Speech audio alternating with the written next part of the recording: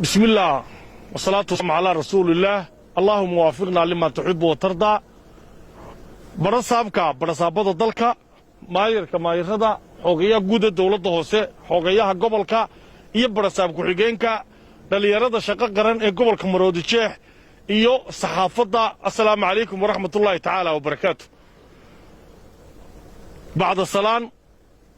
maanta waxaa arkaysaan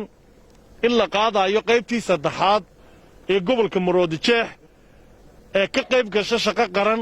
iyadoo la ogyahay labadii qolo hore shaqo qaran in markii ay soo dhammaysteen carbiskii la siiyey abaalmarino ah in qaarna shaqaale dawladeed noqdaan qaar macallimiin noqdaan dhammaan qaarna ciidamo noqdaan waxaan haddaba aad iyo aad marka u horraysaan hambalyeynayaa dhallinyarada shaqo qaran inta ku guulaysatay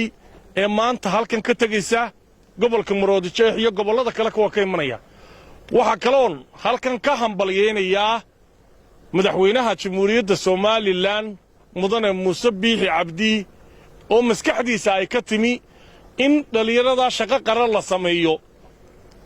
oo maadaama uu ahaa madaxweynihii ugu codka badnaa